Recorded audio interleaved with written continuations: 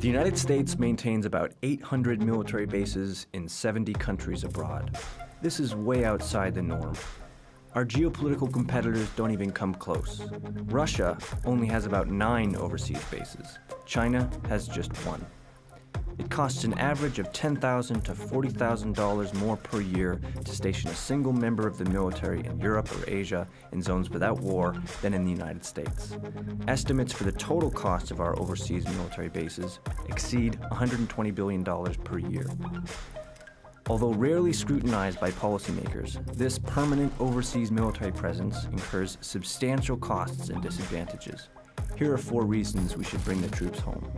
Number 1, they don't protect the homeland from direct attack. Keeping 80,000 troops in Europe and more than 150,000 in Asia doesn't actually protect the physical security of the United States. Instead, it protects other nations and tries to prevent conflict in distant regions. This role of global policeman doesn't add to U.S. security and may even subtract from it. Number 2, their deterrence effect is overrated.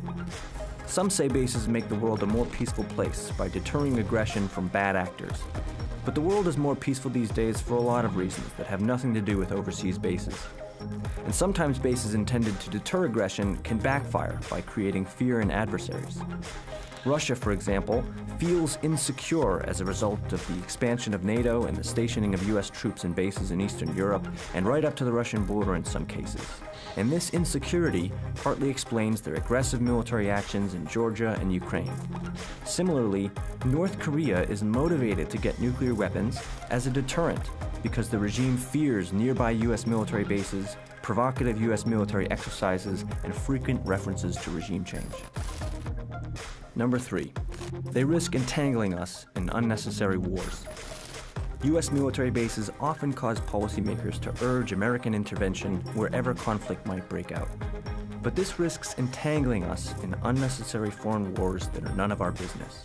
If conflict breaks out over maritime or territorial disputes in the East and South China Sea, for example, the United States may be obligated to intervene against China to fulfill its security guarantee to Taiwan, Japan, or the Philippines. Getting into a war with China over some uninhabited rocks of no strategic importance to us is not in our interests. Number 4, technology has largely made them obsolete. It's true that bases enable rapid military response, but modern technology has significantly reduced the problems of travel times over long distances. U.S. forces can now deploy to virtually any region fast enough to be based right here in America. An armored brigade combat team, which includes almost 5,000 troops and lots of heavy equipment and vehicles, can get from Germany to Kuwait in about 18 days, only 4 days quicker than if it deployed directly from the United States.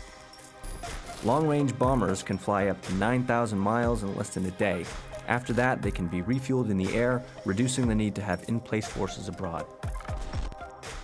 The bottom line is that America doesn't need a permanent global military presence to remain safe or prevent conflict. Troops should only be deployed overseas if there's a clear and present danger to U.S. security. It's time to bring them home.